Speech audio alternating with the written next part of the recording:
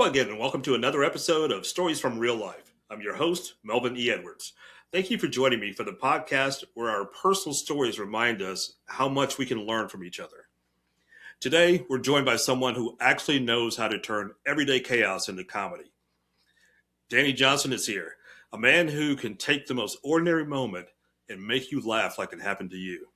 And his dry bar comedy special has had millions of views to prove it. Danny, welcome to the show. Thank you, Melvin. I appreciate you having me, man. Thank you so much. Aside from that jersey, I think we're going to get along just fine. Well, it's your birthright to be a Jaguars fan. I appreciate people who root for their hometown team, so I won't give you too hard of a time. But I will laugh when you don't become the wild card and we become right. The South champs. It was fun to watch you guys play against the Chiefs, though. I'll tell you that. It was about time we beat them. It was about time. All right, so let's start off talking about your comedy. Sure. Take us back to the beginning. What was the moment you realized comedy wasn't just something you enjoyed, but something you think you really needed to do? Great opening question. If I was to psychoanalyze myself, I would say growing up in New York in a large family, it was sort of your birthright to be poked fun at, teased, ribbed, all in good fun. But being the oldest of 5 kids and watching the attention on me slowly diminish over time, I started to not act out, but I started to do imitations of different relatives. I'd put on little skits and whatnot. And I was like, oh, I'm getting these laughs. That feels great. And I'm getting more attention. So I say that not knowing it consciously, but if I look back at it, that's where I first kind of got my taste of comedy. And, my grandfathers were all funny. Everyone was kind of a big, loud, Long Island family, very funny and poking fun at each other. So it was always, there was never, there was tense moments, but it was always very light, every situation. That sounds like fun. That sounds like a good life plan. Make people laugh, get some positive attention. Yeah, it's sort of the opposite of what some people talk about with comedians. Like, oh, if you have a tragic upbringing, you're a great comedian. I don't know that that's the case. You pull from your life experiences and you make it what it is. Make the best of it. So you built your career on clean, relatable comedy. Yeah. What drew you to that approach, and what keeps you committed to it? I would say that when I first got turned on to stand-up was the late night TV shows. So staying up late when I'm not supposed to watch Carson. So they were by default clean. And then when I got into it, it was just sort of an extension of my personality, And in the early years, I want to say that I did curse on stage, not intentionally, just matter-of-factly, and quickly realized, 1, it's not me. 2, it's not helping the joke.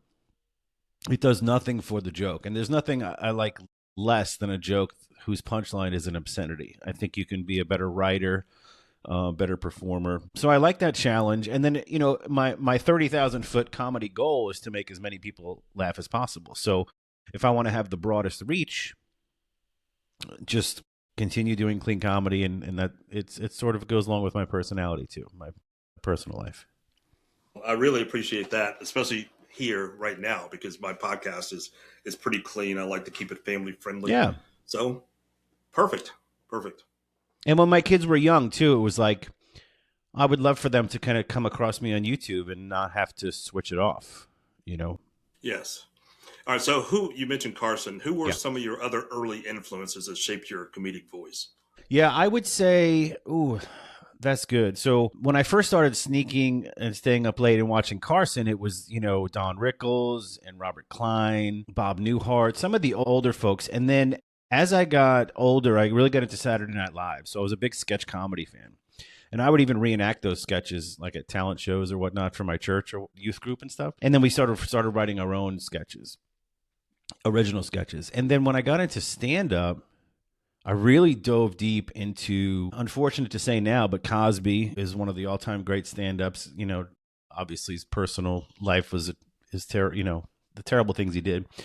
But his early albums, Jerry Seinfeld, again, Bob Newhart is a very underrated stand-up comedian, very funny. And you can see a lot of his influence on comedians today, believe it or not. And then a little bit later, Jim Gaffigan. There's a guy named Greg Giraldo. Some of the folks are not clean that I really enjoy. But Seinfeld, I think, is my top. I really enjoy his ability to dig deep into a subject and just pick apart the little nuances until he finds the funny. So I've seen and read everything Seinfeld's ever done and try to learn from the greats. Have you ever met him? Never met him. I was on the scene in New York for a while. Not for a while, for a short while, excuse me, but never bumped into him. But I understand he still does pop-up spots all over New York City. So it would be something else. I thought I'd definitely be starstruck. But he's a comedy fan, so he's not going to talk personal stuff with you. It's all about comedy and the jokes, and I think we'd get along. Yeah, I'm going to need you to make that happen, Melvin. If you can I'll make see that what I happen, can do. I'll see what I can do. I'll make some calls and see what I can do. All right. All right. So no offense here, but Danny Johnson is a fairly plain common name. Yeah. So I think you need a nickname to fit your personality. So today I did some work and asked ChatGPT what your nickname should be. All right. And it suggested, based on your personality, it suggested your name should be Danny Johnson. Yeah, that's very appropriate. It's funny you mentioned that. I think because my name is so plain, I'm a huge fan of names. So if somebody has an interesting name, I talk about it with them immediately. I'm like, that's just a fascinating name. Because Danny Johnson really is. It sounds like your unemployed uncle on the couch. That's who Danny Johnson is. You know what I mean?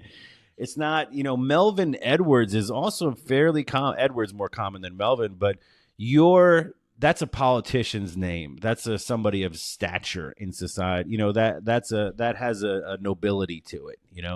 But Danny Johnson is like, ugh, Uncle Danny, your drunk uncle on the couch. Well, everybody thinks they're funny. Of course, I think I'm funny. Right. My kids don't think I'm funny. Right. Really, nobody else thinks I'm funny. But I believe in me. So people send you jokes that they think are funny that they want you to use on stage. Not that I use on stage, but I am a part of some group text threads where friends send memes or videos and I tend not to watch them because it's just it's either something I've seen or heard. I don't want to get influenced by something that somebody has out there on the internet. But I have gotten approached by some audience members after a show and go, "Hey, I read this on the internet. You can use it in your next show." And I kindly go, "I'm pretty sure that's not how it works."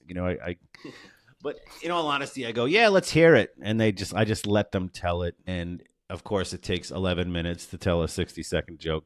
And but yeah, I think it goes I think that goes into a deeper understanding or lack thereof by some audience members about comedy. It's like, why hecklers heckle? They don't realize we're at work. Like, we put a lot of time into these jokes. We didn't just make it up in the parking lot. And not only are we performing for them that night, we're performing to perfect that joke for future opportunities. So whether it's a TV spot or an audition. So all the material that we do, we're working on to get it better and honed for a bigger opportunity. And we want to put on a good show for you, of course, in real time. But it's very interesting to me how comfortable people feel interrupting a live performance, as if even if I was struggling on stage, I don't need help. I mean, I think some people think they're helping. And I've gotten that before. I was just helping out. I'm like, I don't need help. I can mess up on my own. I don't need you. And oftentimes I'll say to hecklers too, on stage, I'll say to them, like, here's the great part about being an audience member. You have zero responsibility tonight.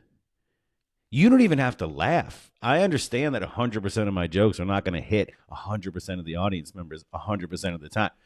So you don't even have to laugh. You can just sit there, have your drink, have your appetizer, and stare at me for an hour or laugh occasionally. But you have no responsibility, and that should be of comfort to you. So be quiet or leave. Well, just to clear for legal purposes, I'm willing to give you my Danny Johnson joke for free. I'll All sign a right. waiver. You can have Yep. that. AI is very that makes me doubt AI's power. I didn't actually use AI. Oh, all right. That was just part of my joke. I learned something. You mentioned my name sounded like a politician. I learned something about comedy from working in the political arena. I actually was Really? I was a speechwriter the for the former Texas governor. You see, I knew politics. You figured it out, and I learned this lesson, and this was 25 years ago, and it's stuck with me. He was giving a lighthearted speech at like a hunters gathering, like a Ducks Unlimited. And so I was supposed to write some lighthearted jokes, and nobody laughed. Mm. Nobody laughed. And then a few weeks later, I wrote a much more serious speech. He was the guest speaker at the Capitol's, it was National Day of Prayer, and he was a Okay. speaker. And so I just put a little joke in there to start, and people were doubled over in laughter. Like, I didn't think it was that funny. But so you never know what people are going to laugh at. That's You're the right. lesson I learned. And that's how comedians get better. You have to try it. It's unlike any career out there. Can't someone tomorrow can go, I want to be a comedian, and then get up on an open mic somewhere and try it, right? I can't tomorrow say I want to be a heart surgeon and bust into the Mayo Clinic. Give me that scalpel there. I want to try this heart surgery thing I've been hearing about. So, and maybe that's why people heckle, right? Because they think, oh, I'm That's their one funny. opportunity. Yeah. And I'm sure some of them have had several drinks. That's probably Yes. a Yeah, that's motivator. why I like, a lot of my work is private shows, corporate events, fundraisers, churches, neighborhoods. A lot of these master plan communities have their own event center. So go in there and the drinking's minimal. So they're there for the comedy, which is what I want the audience to be there for. Okay. Well, you just released a new comedy special on YouTube. When you're developing new material, what's your creative process from idea to stage ready joke? Ooh, it's a long process for me. So these great comedians that do Netflix special year after year, or Hulu, Amazon, whatever, and they come up with a new hour in 12 months and it's not just a new hour, it's a new good hour, is mind blowing to me. And so I want to say I filmed my first special, my Dry Bar comedy special, which, like you said, got millions of views on social media through Dry Bar is a company, for those listeners that don't know, is based out of Provo, Utah. They're a faith-based organization, and they publish and produce clean comedy specials, and they have millions of followers. And so I did that in 2019, and I didn't do my second one until 2025. I could have done it earlier, but I really wanted to capture certain jokes and have sort of a through line in my new special. So immediately you retire all the material you did in the first special is the first step, and then you go, what do I have left?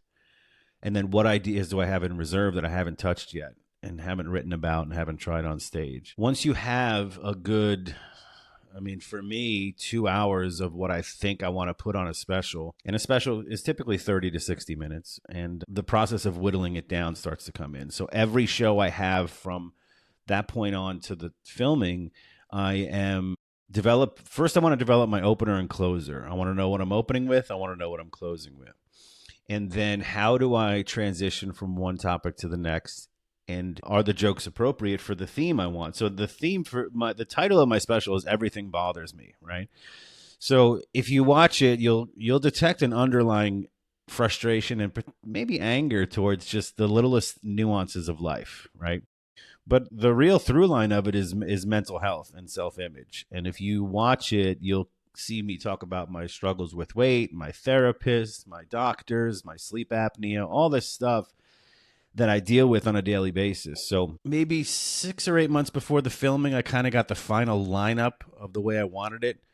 And then I just did that set repeatedly over and over and over again. And then you edit, add.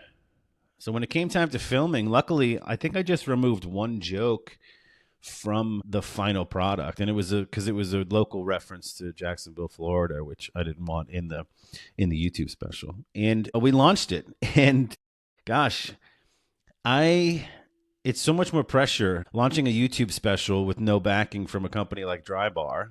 Drybar has a built-in audience. I'm pretty much saying, here's me. I hope the internet likes it, right? And so the first night it was released, my son comes to me right before I'm about to go to bed, and he goes, "Hey, you have 139 views." I'm like, "Oh, that's not bad for a couple hours, I guess." And I wake up the next morning and I check it, and it was at 7,700 overnight. And that's about a month and a half ago it was released, and it's at 100, fast approaching 150,000 views from all over the Very world. nice. Yeah. And for little old me, a non celebrity, non household name, and it's continuing to climb. I think I'm averaging, 500 to 1,500 views a day. And it's been overwhelming. I'm trying to respond to all the comments and the people sharing it. I get notifications of all that stuff, the new subscribers, and I've been very happy with it. So hopefully folks enjoy it. Nice. So one of your specials that I actually watched is called the Chusky Life. Tell us how Yeah, you came up with the term Chusky. yeah. So that's my dry bar special, and it is something. I still have this notebook, believe it or not, from 7th grade. It was funny. I titled the notebook "Funny Ideas." What kind of ego did I have back then? So I've always struggled with my weight throughout my life, up and down, up and down, up and down. And when I was in 7th or 8th grade, every year my mom would take all the kids to the mall to get 2 new school outfits for the school year, right? And it was my mom's a typical Long Island mom, loud, just a loud person. She's not. And when you go to the mall with your parents, at least in my age, as a teenager, you just want to get away from your mom and go hang out with your friends. So I would sneak away. And I remember mom took us to Sears for clothes, which is ideal, behind the washing machine. And I snuck away from her. I got away. So all I hear from her, I'm with my friends and I'll back away from the mic. So all I hear from her is just yelling, "Daddy, Daddy, Daddy, I found some jeans for you. You have to meet me over here in the husky section. What's your waist now, 42?" I'm mortified. I'm with my friends. And there was a husky jean, right? And they were the tough skin jeans, like you can slide on cement with those things, and you could lean them up against the wall. They don't even fold. But it was a husky. I don't know if that was the brand or the type, but it was husky. And I go, "Mom, not husky's embarrassing." She's like, "You're a little chubby." I'm like, "Chubby husky," and then so chubby husky became Chusky. So in 8th grade or 7th grade, I have written in my notebook Chusky Life. And later on down the road, when I became a comic, it became a joke. And it's stuck with me since then. And I used to have merchandise with the Chusky Life on it. It sold really well, and people really dug it. It's just a nice way of saying you're sort of in between. You're not super fit, and you're not super fat. You're a chubby husky hybrid, a Chusky. Oh, you were a product. You were a comedy prodigy back then. Look at you with your funny stuff notebook and the jokes that you can use many years later. I must have had a lot of terrible ideas because it was one of those spiral notebooks that was the single subject, so it was already thin. But I have it to this day, and there's 10 pages in it, and the rest has been ripped out. So I must have had so many bad ideas I tore out of there and threw out. So, in your experience, what separates a funny moment from a joke that's actually worthy of a set? Great question. So you have to have the ability to. So this is what separates. I know I have friends that are funnier. I think are funnier than me, but they can never do stand up. They're just funny people. So they make their friends, family, and sometimes strangers laugh. But can you do it? Can you make that relatable to 300 people in Iowa, right? When you're doing a show. So the comedian's challenge is to take that moment and dissect it to the point where it's palatable and relatable to most people. And if it's too niche or too unique to you, you have to broaden it a little bit to make it relatable. So a comic might intertwine it with a story about their family, and it'll just be a little offshoot, a little comment, a little side note to the story or whatever. But that's the real challenge. Can you make, you getting accused of stealing from the grocery store relatable to 300, strangers? That's the big challenge. Sometimes it doesn't work. Sometimes you can't. It would be different, like, I don't know, just make up some. If I collected caterpillars, and something funny happened with caterpillars, I'd have to really explain it to people, unless I was doing a caterpillar convention or something like that. So it does have to have some sort of appeal to the greater population. Okay, makes total sense. So, what's one misconception people have about clean comedy specifically? Clean comedy is cheesy, is what people's misconception is. And sometimes that's true. So I think people stay away from it. So to the point where I stopped advertising my shows as clean comedy. If I book a venue, or a venue books me, and I see a poster or an advertisement on social media that says clean comedy night, I tell them to remove that. And I find, because some people get turned off by it or won't even buy tickets. And some of the best compliments after a show is, and I'll bring my own openers, so I have a through and through clean show. And some of the best compliment, after the show is, they go, did you realize you didn't curse at all? I go, yeah. They're like, the audience members, like, I didn't even think twice about it. I didn't think, it was great. And you didn't need to do that. So people enjoy it. They just not, like, I was doing a show a couple of years ago at a club in mid Florida, and the host gets up there and does his little opening promotions about the drinks, the food specials, blah blah blah blah, and he curses while he does it, and he catches himself and he goes, "Oh, I forgot tonight's a clean comedy night," and the whole audience is like, "Oh," and I'm like, and I said to him after the show, I'm like, don't, because you're not even asking them if clean comedy's something they want. You're telling them that it's terrible. You're telling them it's a disappointment by, like, oh, it's a clean comedy night. I can't. It's not edgy, not edgy enough. Yeah, and you can be clean. I mean, for me, the edginess, if I have any, in certain jokes, is the anger and frustration at the situation I'm talking about. It's absurd to be angry and frustrated at some of the topics that I dissect, right? Because that's what makes it funny. But that's where the edginess comes from, Yeah, makes sense. All right, so let's talk personal a little bit. So off stage, how do you balance being a comedian with being a husband, father, or a friend? Here's another misconception that will lead into the answering this question is, most performers, entertainers of any kind, really, are introverts off stage. So I'm very quiet and reserved, just a sponge, soaking it all in. And people are often disappointed if you go hang out with the crowd after the show, or like, what, they ask you, what's wrong? Everything all right? I'm like, no, I'm done.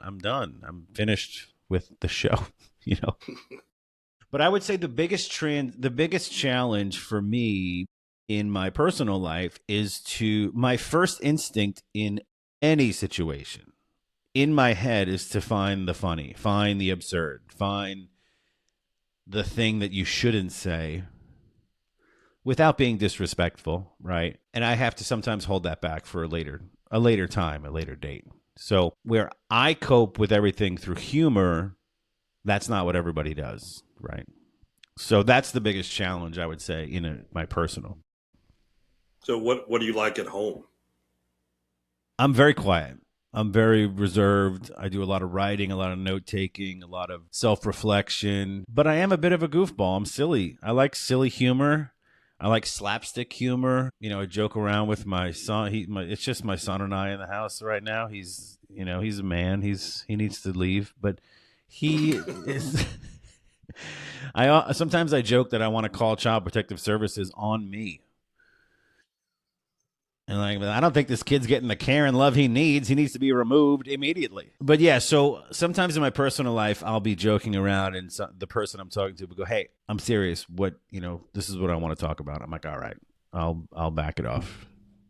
But I'll make note if something catches me as humorous to talk about it on stage. So, okay, actually, that leads right into my next question.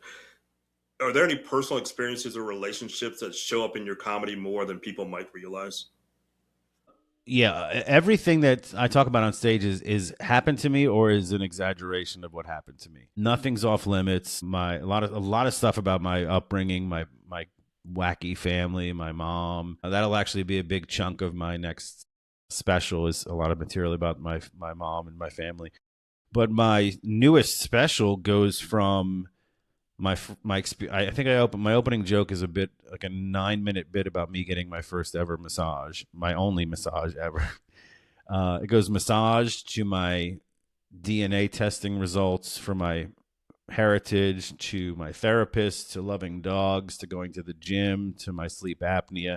It's all these events physically and mentally, physical and mental challenges that I've dealt with over my life, right?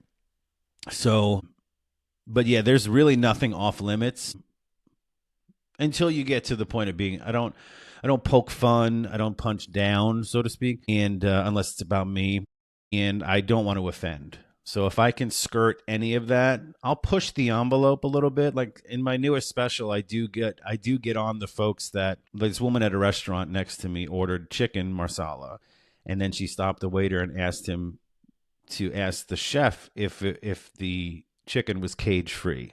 Was it cage free? Did it roam? Did it have friends? Did it play pinochle on Thursday? It's just, and it got under my skin. And, of course, I make a joke about that. And some people don't like that I make a joke about that. But I'm not, that's not too bad. Right. So, but I definitely don't want to offend. I want to, like I said at the top, right? I want to make as many people laugh as possible. All right. So have you ever had a performance that where everything went wrong, but somehow became unforgettable anyway? So the short answer is no, but I have had performances where it hasn't gone as planned. It's gone terribly wrong. And I can think of one in particular, but we weren't able to dig ourselves out of it, right? And it was very egotistical of me to think this way that I think back on it. So me and two other comedians are doing a show for a corporation in a ballroom as part of their Christmas party. And we were doing almost 100% improvisational show. So we would play these improv games like Whose Line Is It Anyway? And it's going okay up to a point. Two of the guys are up there and one of them makes a joke in which the punchline, so he makes a joke and his hand accidentally slides down and hits the other comedian in between the legs, inadvertently. And the other comedian turns to my buddy and goes, easy, man, what are you, gay? And the whole room shut down. This is a corporate event, right? So it's not even a funny punchline. It's not derogatory. It was just that term that shut the room down. Several months prior to that, I had just appeared on Comedy Central for like 5 seconds. I was part of a nationwide contest. I made it to the semifinals or finals, and my stand-up aired on Comedy Central, and my ego was through the roof, right? So I run up on stage, and I pull one of the comedians off, and the other one just starts doing straight stand-up. It's not going well. I go, hey, man, we got 15 minutes left, 10 minutes left. I go up there and announce that I'm going to do stand-up, and I'm going to do the same set. He was just on Comedy Central, ladies and gentlemen. The great Danny Johnson will do his Comedy Central set for you tonight. In my head, I'm like, yeah, I'm going to save the evening. And they announce it. I go up there and do 10 minutes of stand-up to almost silence. I'm already a bigger guy, but the amount of sweat, I think it was coming down my ankles and my socks were like, it was horrific. And the executive table of executives was front and center, staring at us.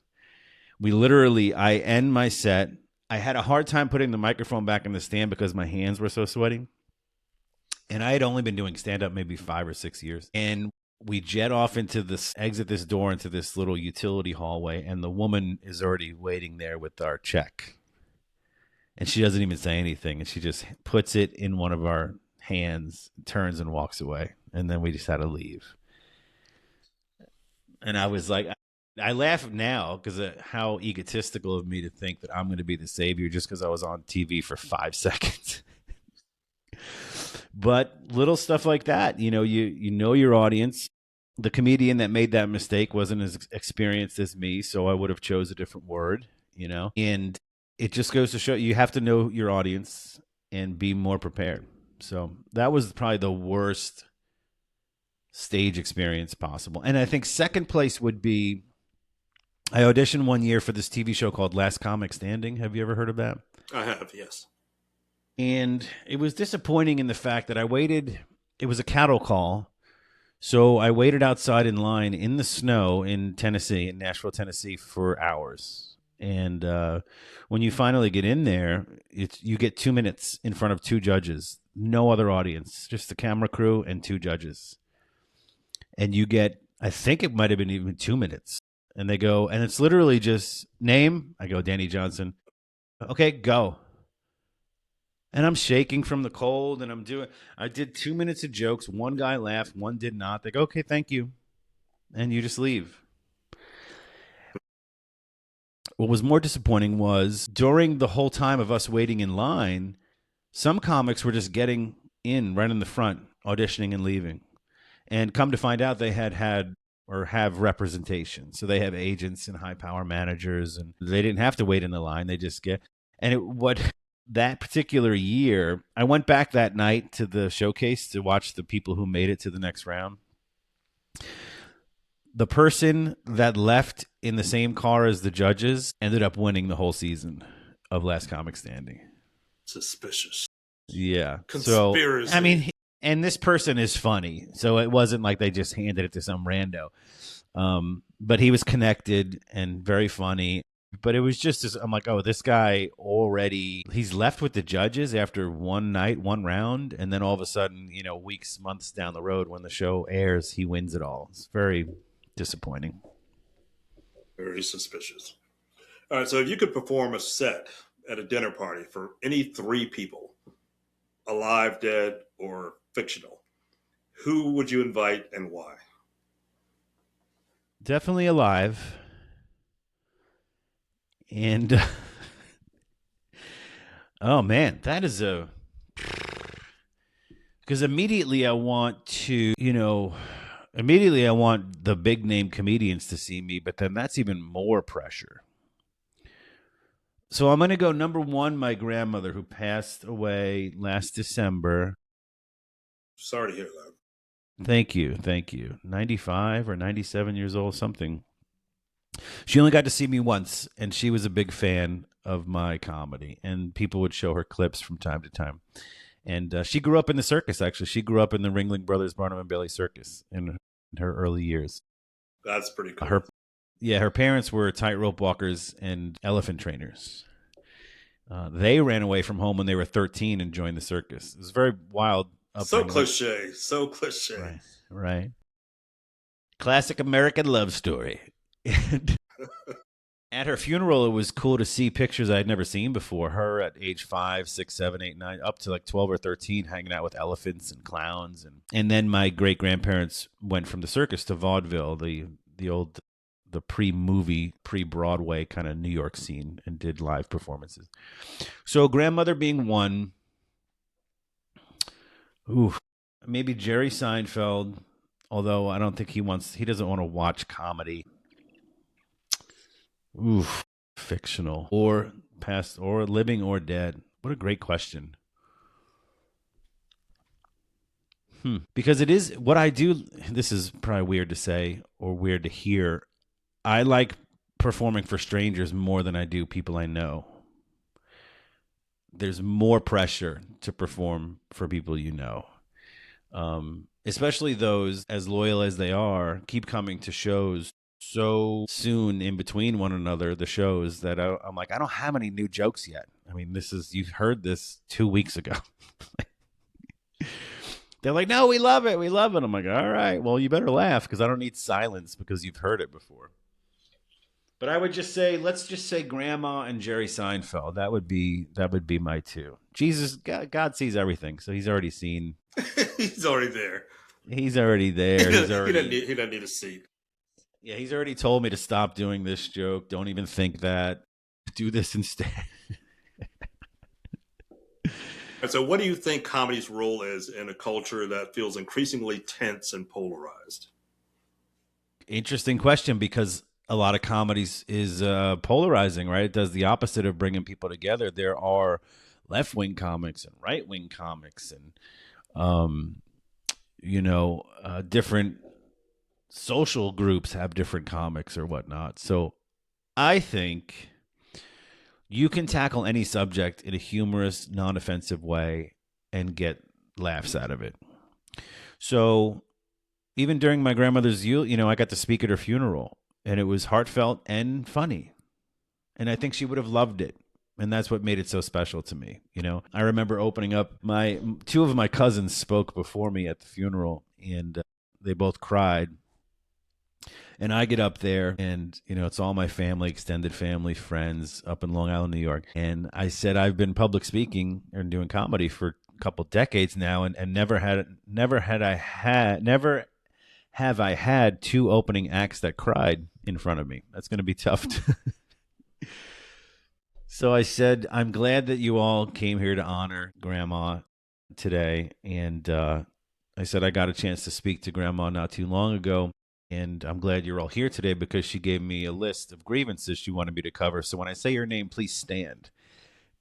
And big laugh, So, and then I get into the heartfelt part of it and whatnot. And that's fun. But I think for me, I love when I see a very diverse crowd all laughing together. Men, women, even though my show is not geared towards kids, a lot of times if it's listed as a clean show, they'll bring their teenage kids, and I see them laugh sometimes. It's like, wow, I can make grandma and the 18-year-old laugh, And I like that. I like the idea that you can take a break from whatever you do for a living. You take, and an honor to me, you take the money you earned and bought tickets and got a babysitter potentially and dinner and drinks, and now you want to just escape. So I don't get into politics. I don't get sexual. I may have a little innuendo here and there, but I want to make the whole table laugh, and I won't stop. I will, if there's 100 people there or 300, whatever it is, and the one person is staring at me the whole night, I will remember only that face. What could I have done differently to get this person to laugh? But I think in today's society, it should be more unifying. But unfortunately, there's people that have they've made a choice. Like, I'm going to be this right wing bash the left wing comic, or left wing bash the right comic, and some of them are very funny. They're great at it. It's just not for me. I would rather it be unifying. Okay, that makes total sense. So if you could go back and give your younger pre-comedy self one piece of advice, what would it be? Yeah, perfect. This may seem cavalier, but I would say to my younger self, in some years' time, there's going to be this thing called social media that is going to play a critical role in your success as an entertainer. You need to embrace it, master it, and it will separate you from the pack, especially early on. And I was one of those guys who held off for a long time getting a smartphone. I was like, I don't think these things are going to catch on. Who's going to want a phone that does everything? So not only am I technologically not savvy, I am not good at social media. So I've partnered with this social media company about 1.5 years ago. So they've really helped me. But that is the name of the game right now. It is, unfortunately, creating your own fan base, creating your own following helps you get more gigs, and gigs that are pay well too. And on the unfortunate side, a lot of people equate follower count with funny and popular and good. So they might say no to my $30 ticket because they don't know me and it didn't take the time to look at clips to see if I was funny. But they'll immediately spend $150 on somebody with 10 million followers because everybody else is doing it. And I don't know who they are, but they got to be good. And they very well may be good. I don't know, but I'm not the biggest fan of, it's not bandwagon. I'm not the biggest fan of like people just, like one of the comments on my new special was a backhanded compliment, but I don't think that was the person's intention at all. It was 100% a compliment, but he says something to the effect, he commented, "I'm absolutely blown away by this special. Totally hilarious. Can't wait to share it," whatever he said. And then he said, "Surprising to find this on such a small channel." Surprised to find this quality on a small channel. And so I get his intent, was to compliment me, and I took it that way. He wasn't there to bash me or passive aggressively, I don't believe. But it goes to show you, right? I have a small follower count, or small compared to others, on YouTube, and he comes across this. The cameras used for my comedy special are Netflix quality cameras, and they're not mine. But it is a top-notch production, and I think the jokes, I really like them. I spent a lot of time honing them. So I love that compliment. Like he's like, "Wow, this is like a television piece on this channel with 1,000 followers. This is great." Nice. All right. So final question today. What's one question you wish a podcast host would ask you, but they almost never do? Wow. I don't think I've never been asked that question before. That's a great question. Maybe I wonder if, okay, this is self-serving for me, but I would love to be asked, what do I wish of my audience members? And for that self-serving purpose, I would say there is great power, going back to social media. There's great power in following me, or following anyone that you enjoy on social media and sharing their stuff and commenting on it and liking it.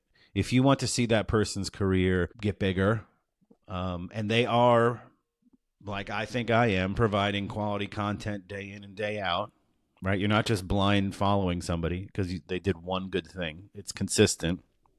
And I think I put out good content. But if you really want to support somebody, it costs no money other than going to see them live. So if your listeners watch my special, everything bothers me on YouTube, and they comment, share it, post it on their social media, follow me, that is invaluable, because the more of that, it helps me broaden my scope, broaden my fan base, broaden my ability to tour and travel different places and pack out comedy clubs and theaters and whatnot. So that's what I think I would want a podcast host to ask. Okay. That's a good way to conclude today's episode. So our guest today has been comedian Danny Johnson. Danny, thanks so much for being here today. Yeah, I appreciate it. And if you don't mind, I could plug my socials. Yes, please do. Yeah, I'll put the links in the show notes too.